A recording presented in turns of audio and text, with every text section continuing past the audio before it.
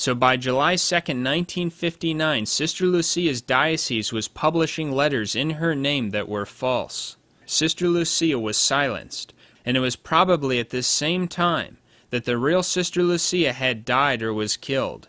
It's very likely that the impostor Sister Lucia was installed around this time. This was a woman who looked somewhat like Sister Lucia. She was probably a communist agent or a paid actress.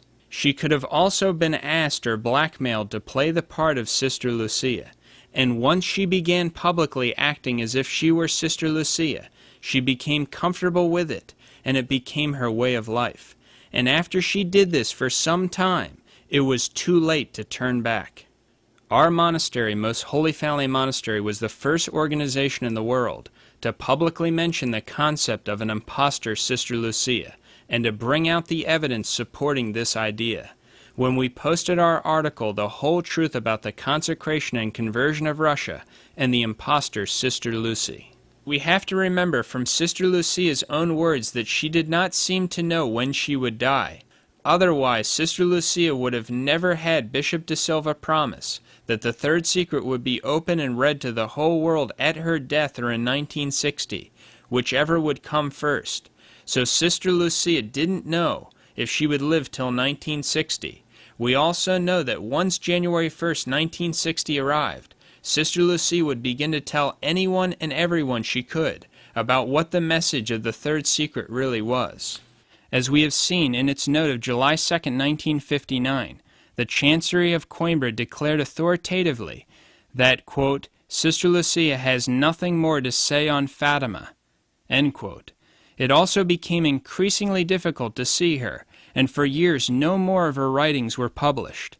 Her testimony was becoming bothersome. Interestingly enough, Sister Lucia's confessor, Father Aparico, when he came back from Brazil in 1960, was unable to see Sister Lucia. He remarked, quote, I have not been able to speak with Sister Lucia because the Archbishop could not give the permission to meet her. The conditions of isolation in which she finds herself have been imposed by the Holy See. Consequently, no one may speak with her without a license from Rome. This permission to see Sister Lucia could only be given by two people, either by John the 23rd or by the Cardinal Prefect of the Holy Office. The reason why only two people could give special permission to see Sister Lucia by 1960 was because by 1960 you were not dealing with the real Sister Lucia herself. You were dealing with the impostor Sister Lucia, as we prove in our information on John the 23rd, and in the conclusion section on our video, Vatican II, Council of Apostasy, the evidence indicates that John the 23rd was a Freemason. John the 23rd encyclical, September 26, 1959, quote, Our thoughts turn to the lands of this earth. We see all mankind striving for a better future. We see the awakening of a mysterious force, and this permits us to hope that men will be drawn by a right conscience and a sense of duty to advance the real interests of human society.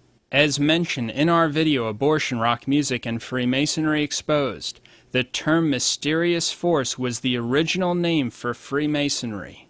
We believe that John the 23rd, by making this statement, was promoting the awakening of Freemasonry throughout the whole world.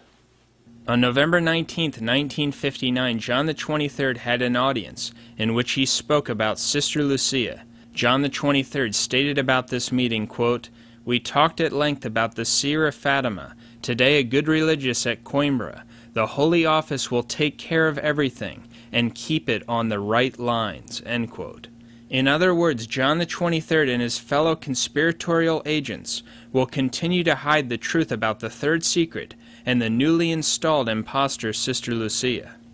The impostor Sister Lucia made her first public appearance on May 13, 1967 with Paul VI. People who have seen the video of Paul VI's visit to Fátima say that he didn't even pray one Hail Mary. Here are the pictures of the real Sister Lucia from 1945 when she was 38 years old. You can judge for yourself, but the woman pictured here is not the same as the woman pictured before. First, this photograph is from 1967. Thus, this is supposedly Sister Lucia 22 years later, at age 60. But this woman looks as young or even younger than Sister Lucia when she was 38 years old. Despite showing signs of age, from age 38 to age 60, a person will essentially look the same. In addition to the differences in appearance, the other thing that we notice is that the imposter Sister Lucia's teeth are normal and are not irregular. But when we look at the real Sister Lucia's teeth, we can see that her teeth were large, projecting, and irregular. We also see from this photograph that the imposter Sister Lucia seems to be wearing lipstick. This is something that we believe the real Sister Lucia would never do. Another thing to notice is that the chin of the real Sister Lucia is much shorter, and the chin of the imposter Sister Lucia is much longer. When the real Sister Lucia smiles, her mouth forms a U. When the imposter Sister Lucia smiles, her face forms an upside-down U. Some might ask the question, why didn't Sister Lucia's relatives notice the imposter Sister Lucia? In a traditional Catholic Carmelite convent, when a sister meets with visitors, she meets them at the grate or the grill. The grill or the grate is an obstacle to seeing the person on the other side perfectly. When the sister goes to meet visitors, she will wear what's called a great veil. The grate or the grill also has shutters and a curtain. The curtain is put down so that the sister cannot see the visitors. They cannot make out the exact features of the religious sister at all. They can only see a silhouette and hear the voice of the sister. The only time that the curtain was removed was when the sister was meeting with her family. But an easy way that Sister Lucia's family members wouldn't notice the imposter was if the superior ordered that the curtain not be removed even for visits with her family.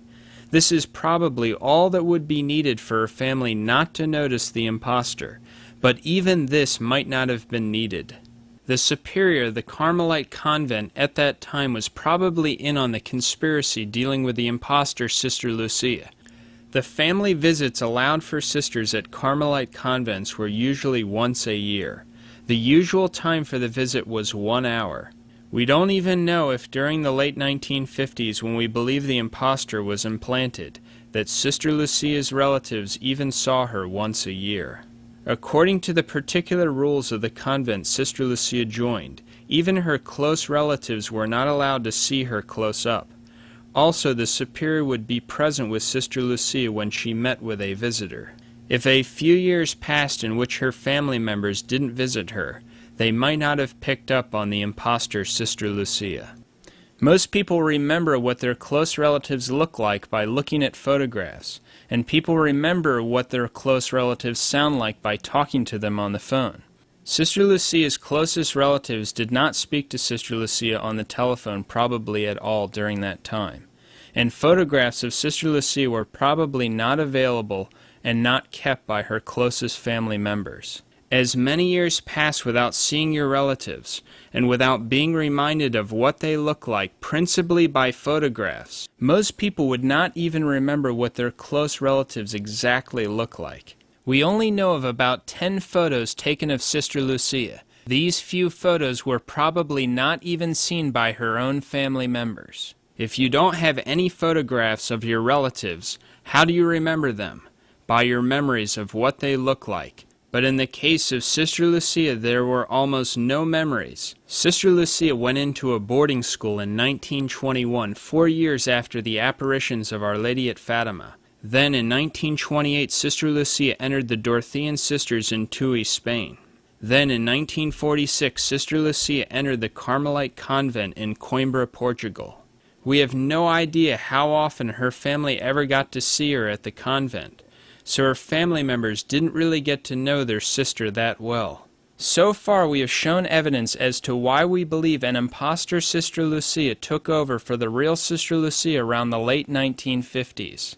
Therefore, the letters of the imposter Sister Lucia from the 1960s to the year 2000 would contain handwriting that would be at least slightly different from the real Sister Lucia. Here we can see letters from the real Sister Lucia, December 17, 1927, May 29, 1930, November 17, 1935.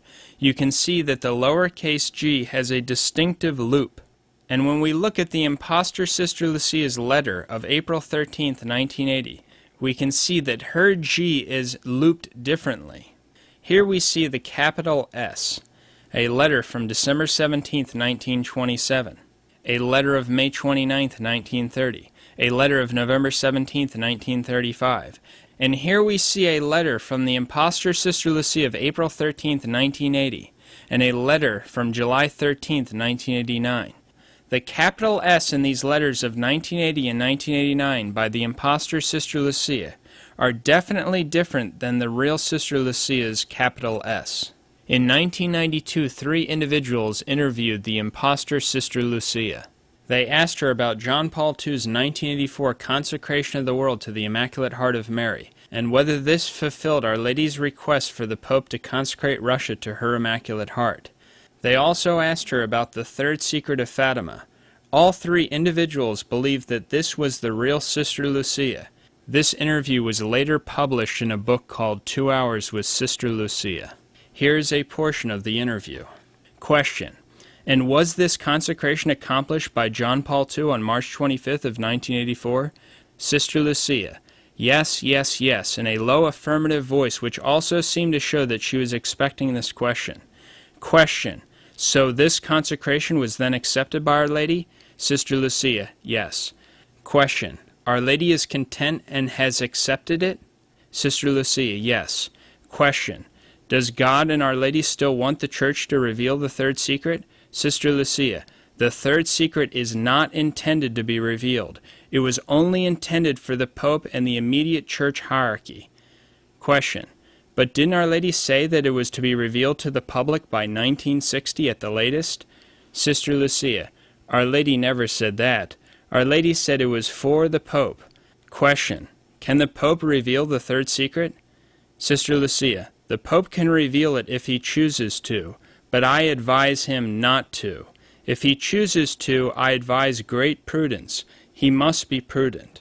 I had the opportunity to speak at length with one of the 3 individuals that was involved in this 1992 interview. He expressed to me that there seemed to be something very troubling and wrong with Sister Lucia. This 1992 interview by itself proves that there was an impostor Sister Lucia. As we have clearly shown at the beginning of this tape, the real Sister Lucia said that the third secret is to be revealed to the whole world by 1960. The impostor Sister Lucia contradicts this by stating that the third secret should not be revealed, and that it was only intended for the Pope. She also contradicts the real Sister Lucia by stating that the third secret was not to be revealed by 1960. Some have attempted to discredit this 1992 interview by pointing out that Sister Lucia was always behind the grill, but in this interview she was supposedly out in the open. But this makes sense.